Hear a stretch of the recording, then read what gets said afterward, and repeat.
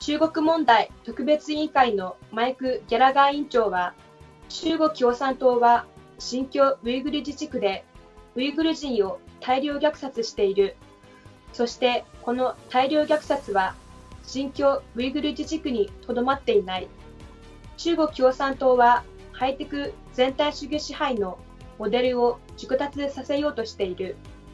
そして彼らはそれを中国全体だけでなく、全世界に輸出しようとしていると語りました。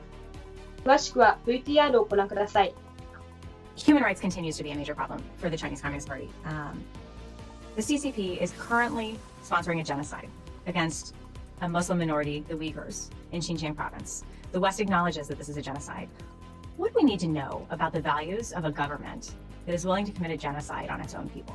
I think we need to understand that this threat won't just be contained to the Xinjiang autonomous region, that they are perfecting this model of techno-totalitarian control, and they're going to export it not only throughout the borders of China, but increasingly would like to see a world that looks more like Xinjiang. We need to be clear that America will not stand idly by while this is happening. It's why I think it was very productive for us to pass the Uyghur Forced Labor Prevention Act in a bipartisan fashion. And one of the things we need to do on the Select Committee is to conduct basic oversight to make sure that that's actually being enforced so that we're not dependent on slave labor. How is enforcement going? I think it's very embryonic right now. I think I think there's a lot of companies that have questions about how do they comply with it. There's a question about how you certify that your supply chains don't sort of run through Xinjiang. So I think we have a lot of work yet to be done on enforcing that. I mean, Nike is one of these companies who actively lobbied against the Uyghur Forced Labor Prevention Act. Many American companies and industries, frankly, are tied in knots in the context of their businesses and their assets and their investments in China.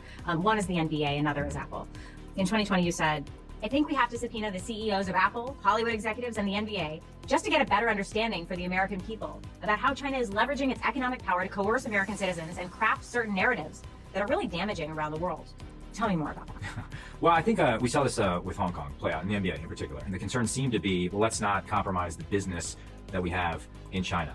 That is troubling for a lot of Americans. We want American companies to act like American companies in support of American values. And if you remember, the protesters that were on the streets in Hong Kong as the CCP was taking over were in many cases waving American flags. They were looking to us for leadership. So I get it. I don't begrudge the effort from major American companies to make money all around the world. And I understand that China is this massive market, but we don't want to allow the CCP to use access to their market as a weapon to silence Americans and undermine American values. So I think we have a productive conversation with Disney, with the NBA, with Apple. I genuinely want to understand how they think about doing business in China. We have to have that conversation, difficult though it may be at times.